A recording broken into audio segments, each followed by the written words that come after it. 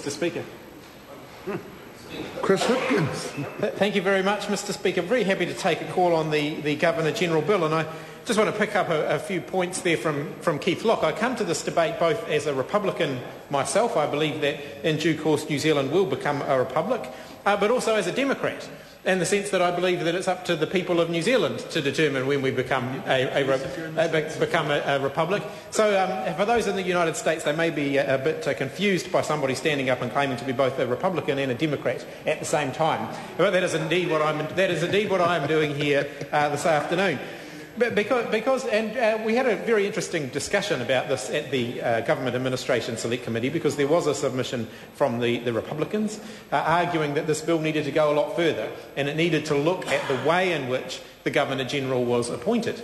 And it's interesting because as we debated that with them, I think there was a general view that there's no pressing desire for a constitutional change of that significance in New Zealand at the moment, but at some point in the future there may well be an event that brings this much more to the fore, and that people may start thinking about the Governor-General a bit more than they have previously. And of course that's exactly what happened last week when Paul Henry made the comments that he had. Somebody who has been, I think, served New Zealand with great dignity, but in a fairly unassuming and low-key, low-profile manner, was suddenly brought into the headlines much more than he had been for the rest of his tenure in his role as Governor-General. So there has been much greater focus on the role of the Governor-General in the last few weeks, and maybe that will actually, in time, lead to further debate about whether or not New Zealand becomes a republic. I want to pick up a little bit about that, and I want to begin by complimenting the current Governor-General, Sir Anand Tatianan, for the fantastic job that he does as our head of state, or our effective head of state representing the Queen. I believe that he serves New Zealand with great dignity. I believe that he does embody New Zealand in the way that he does his job, and I'm very proud to have him as our effective head of state here in New Zealand. I think it's really important for all of us in the House, regardless of which side we sit on, regardless of our own views on what the appropriate constitutional arrangements are for New Zealand, that we actually do show some respect towards the effective head of state here, the Governor-General of New Zealand, who is here on behalf of the Queen, acting as our head of state. And I think it's important also that we, as parliamentarians, uphold the dignity of that office, which means if we encounter people who are saying something blatantly racist about the Governor-General at the moment, that we actually respond very promptly and we say we don't think that's good enough. And I don't think it upholds the dignity of Parliament, of the Governor-General, or of the Prime Minister, the office of Prime Minister, that when the Prime Minister is faced with racist comments about the Governor-General, that he should laugh. I simply don't think that's acceptable. I think the Governor-General and the Parliament and the people of New Zealand are entitled to more leadership than that from the Prime Minister. I think that all New Zealanders should be disappointed with that kind of response, because the Governor-General has served New Zealand very well, and he does embody, I believe, the values of New Zealanders. He has served this country with great distinction.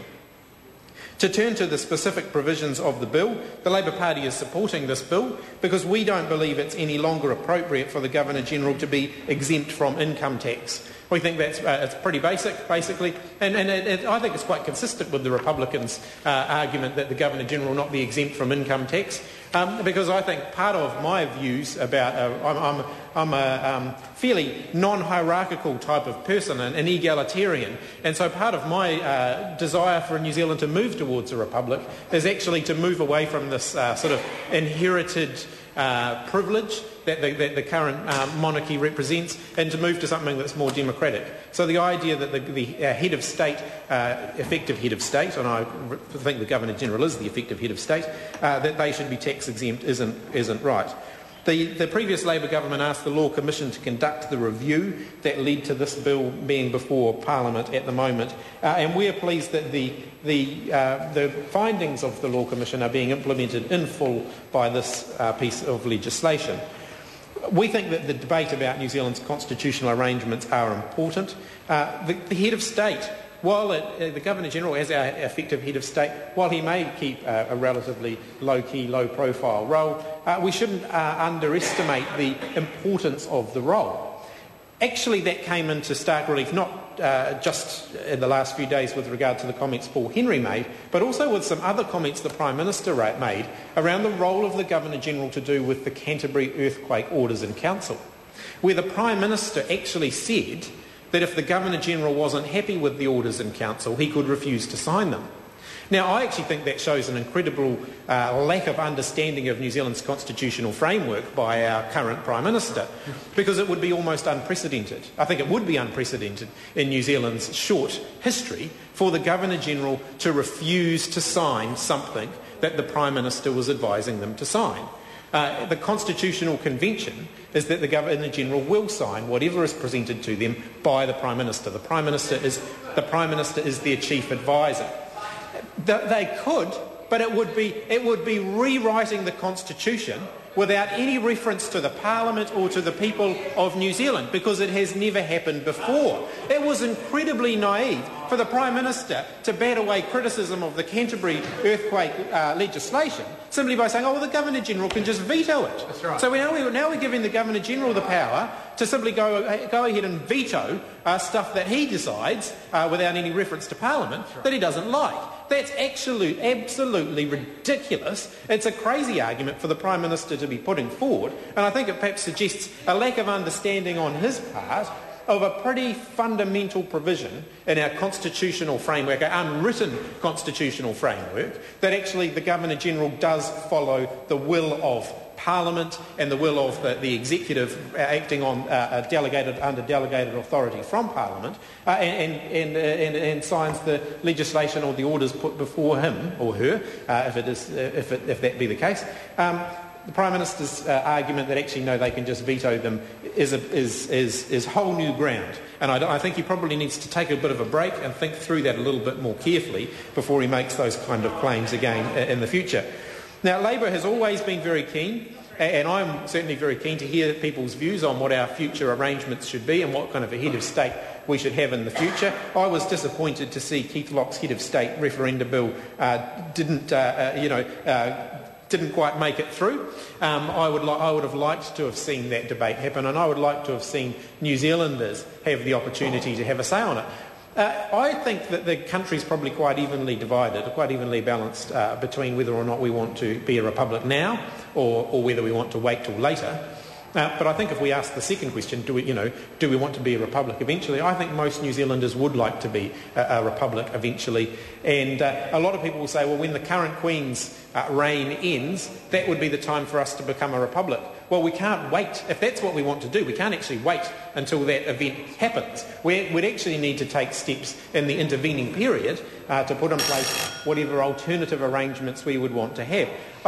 I have to say, as somebody I spent some time living in the United Kingdom, that my desire for New Zealand, it's about the Governor-General. And my desire for New Zealand to become a republic and have a more democratic local head of state, as opposed to somebody on the other side of the world, it's directly relevant to the bill, is not driven by any criticism of the royal family. I think they do a fantastic job, and when I was living in the UK, I'd almost go as far as to say I was almost a monarchist, because I thought they were very appropriate in their conduct insofar as relates to the United Kingdom. But I think here in New Zealand, on the other side of the world, it would be very appropriate for us to have our own head of state here in New Zealand, somebody who we can see ourselves reflected in. And at the moment, the Governor-General effectively fills that role. Sorry? The Governor-General effectively fills that role at the moment. You can go through the bill, you pick any clause you like. The Governor-General is effectively our head of state at the moment, effectively our effective head of state at the moment. I'd like to see something a little bit more democratic than that. And in fact, I'm also referring, of course, to the suggestions put forward at the Select Committee, which Mr Hayes was at, by the Republicans, who argued that there should be additional clauses in this bill that actually deal with the appointment process for the Governor-General, because this bill, while it makes significant changes to the way the Governor-General's office operates at the moment, it doesn't deal with the way that they are appointed. That's something I think that this House should deal with in due course. So I guess my concluding remarks, Mr Chair, are simply to once again extend some compliments to the current holder of the office, but also to the previous holders of the office. I think we've been very fortunate in New Zealand to have some very good quality distinguished Governors General. I hope that that trend will continue until such time